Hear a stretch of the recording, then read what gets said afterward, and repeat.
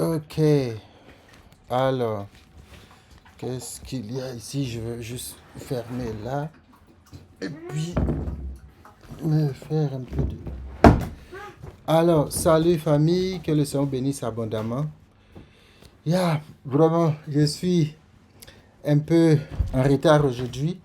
Et donc, je voudrais donc vous présenter toutes mes excuses pour le retard et toutes ces choses. En tout cas, que le Seigneur bénisse abondamment. Voilà. Donc, j'espère que vous m'entendez très bien et je voudrais remercier le Seigneur pour ces instants qu'il nous accorde. Alors aujourd'hui, c'est un jour particulier pour tout le monde, hein, pour l'Église en particulier. Et comme vous le voyez dans le titre, euh, je veux juste en quelques minutes parler. Je ne sais rien, donc ne vous attendez pas à ce que je vous dise ce qui se passe particulièrement. Mais je voudrais, avant de commencer cette vidéo, euh, comme tous les chrétiens, nous avons tous été surpris en cette semaine d'apprendre la nouvelle il y a 2 jours du décès de l'épouse de notre pasteur, le pasteur Marcelo Tunasi. Ça a été un choc je pense que pour tout le monde. Euh, Moi, j'ai vu la nouvelle, j'ai scruté la publication ou l'annonce, je me disais, c'est pas possible. Ça a dû être quelqu'un qui a fait ce travail et c'était un mauvais travail. Et j'ai essayé de voir, est-ce que c'est pas une manipulation ou en tout cas quelqu'un qui a écrit quelque chose comme ça. Et c'est avéré que c'était vrai et que notre maman nous a dévancés dans le Seigneur. Cette douleur-là est partagée aujourd'hui un peu partout dans le monde, en tout cas le monde francophone, chrétien. Et je pense qu'il nous appartient en tant que chrétiens de pouvoir prier pour le pasteur, prier pour ses enfants, prier pour l'Église, prier pour tout cela même qui venait de se donner au Seigneur, peut-être à travers elle et qui tombe sur le coup de cette situation-là. Il est important de vraiment chercher la face du Seigneur. Ce n'est pas le moment de rester là dubitatif, les regards perdus. Et comme je le dis dans le titre, on va voir rapidement une belle histoire qui va nous ramener un peu sur ce que le Seigneur attend de nous dans de pareilles circonstances. Cela se trouve dans le livre des Actes des Apôtres, le chapitre 1. Donc, quand Luc écrit à Théophilos, il dit, après avoir dit cela, Jésus, donc il fut élevé pendant donc les disciples le regardaient et une nuée le déroba à leurs yeux.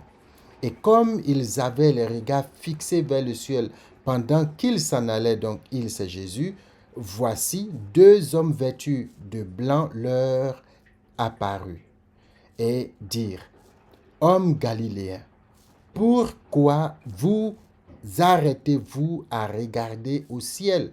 Ce Jésus qui a été enlevé au ciel du milieu de vous viendra de la même manière que vous l'avez vu allant au ciel.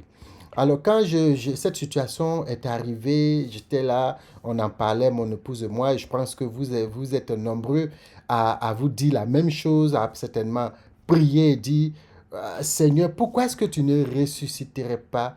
Ça te coûte quoi? C'est moi je disais, Seigneur, ça te coûte rien de ressusciter cette dame. Ça ne coûte rien. Ça ne te coûtera rien. Au contraire, ça va élever ton nom.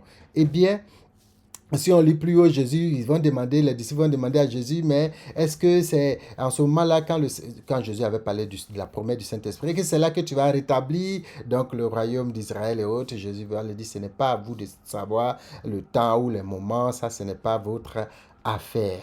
Et quand mon épouse et moi, on parlait de cette situation, on priait, c'est venu dans mon esprit cette situation de voir les disciples. Les disciples étaient dans quelles circonstances?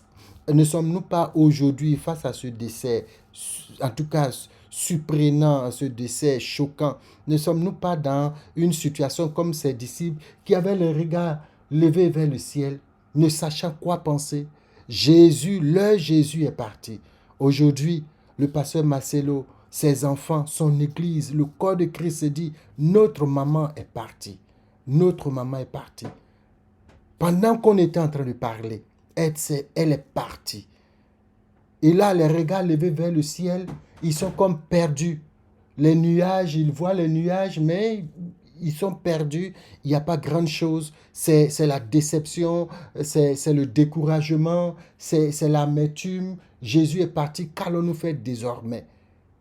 Eh bien, le Saint-Esprit, à travers les deux personnes qui, je crois, sont des anges, qui vont leur apparaître, va leur donner, ou bien vont leur donner, d'accord, cette orientation que Dieu veut que nous tenons, cette disposition d'esprit que Dieu veut que nous tenons. Pour dire, le moment n'est pas d'avoir les regards rivés vers le ciel, à ne rien faire, parce que là, l'expression que lui, Ségon, utilise ici, c'est pourquoi vous arrêtez-vous. C'est comme si tout était arrêté pour eux. C'est comme tout était bloqué. C'est comme ils étaient dans une situation où ils ne voyaient plus les choses avancer. Mais le Saint-Esprit dit, ce n'est pas le moment de vous arrêter. Parce que tout ce que Dieu fait, il le fait en son temps. Il le fait de façon à ce que, quand on fait le bilan, à un moment donné, que la gloire lui revienne. Cette parole va pousser les disciples à se retrouver dans la chambre haute, attendre le Saint-Esprit. Et aujourd'hui, nous sommes là en train de parler de Jésus parce qu'il y a eu des gens qui, à un moment donné, avaient les regards rivés vers le ciel, perdus, mais qui ont su saisir la parole du Seigneur, qui ont su s'accrocher au Saint-Esprit pour se remettre dans la mission que le Seigneur leur avait donnée. Ma prière pour nous, en tant qu'enfants de Dieu, c'est de nous apprêter non seulement, mais si une situation pareille nous arrive, c'est que nos regards soient tournés vers le Seigneur. C'est difficile, c'est compliqué, c'est insupportable, mais le Seigneur est notre force. Et je prie que le pasteur Marcelo, qui nous a tellement donné des conseils, des soutiens de la part du Seigneur, soit fortifié et que Dieu bénisse son serviteur. Dieu fortifie son serviteur, ses enfants et toute l'Église, tout le corps de Christ. Je pense même au pasteur Mohamed Sanogo, qui est un ami proche. Que tout cela soit consolé, que la paix et la grâce du Seigneur soient sur nos vies. Ma prière, c'est que nous, enfants de Dieu, nos regards soient fixés sur le Seigneur. Parce qu'un jour, le Seigneur viendra nous prendre individuellement ainsi, ou bien collectivement quand il reviendra. Maman Blanche a fait ce qu'elle pouvait faire pour le Seigneur. Et nous qui sommes restés, que faisons-nous? Elle est partie sans avoir certainement eu l'occasion de préparer sa famille. Et cela pourrait nous arriver aussi. C'est pour ça que nous devons être prêts et nous devons être des personnes de foi. Alors, comme on a toujours l'habitude, nous allons nous arrêter là, mais nous allons vraiment ensemble demander la grâce du Seigneur pour que le Seigneur fortifie son serviteur Marcelo, fortifie tout le corps de Christ, parce que c'est douloureux cette situation. C'est douloureux. Moi-même, je ne les connais pas personnellement, mais quand j'ai appris cette nouvelle, j'étais abattu, j'étais dévasté. Seigneur, merci. Jésus, merci parce que tu fais toutes choses pour honorer ton nom. Quelquefois, nous ne comprenons pas ce qui arrive. Nous n'avons pas d'explication. Et nous tombons sur le coup des choses. On pourrait se demander, pourquoi est-ce que tu ne nous as pas avertis avant? Mais tu connais nos vies, tu connais nos limites, tu connais nos faiblesses. Et tout ce que tu fais est excellent pour la gloire de ton nom. Avec mes frères, mes sœurs connectés, nous te prions pour ton serviteur. Merci parce que toi, ce sont les mots que tu vas lui dire pour le fortifier. Tu connais le cœur des enfants. Tu sais les mots que tu vas leur dire pour les fortifier. Tu es le Père des orphelins, Jésus. Tu es le Père des orphelins. Merci parce que l'Église tout entière est consolée par le Saint-Esprit. Des fausses nouvelles comme à la chambre haute, viennent, Seigneur, sur ton peuple, afin de leur donner le courage de continuer la marche avec toi. Merci parce que les raisonnements qui viendraient, l'ennemi qui viendrait parler pour accuser, pour dire quoi que ce soit, Seigneur, au nom de Jésus, nous faisons taire ces esprits, nous faisons taire ces esprits dans le nom de Jésus et nous proclamons le nom de celui qui est élevé au-dessus de tout. Merci parce que quand les ennemis nous entourent, le psaume 18 nous dit, Seigneur, le verset 4, quand je m'écris, loué soit l'Éternel, je suis délivré de tous mes ennemis. Seigneur, merci parce que tu gardes ton serviteur, tu gardes ton peuple.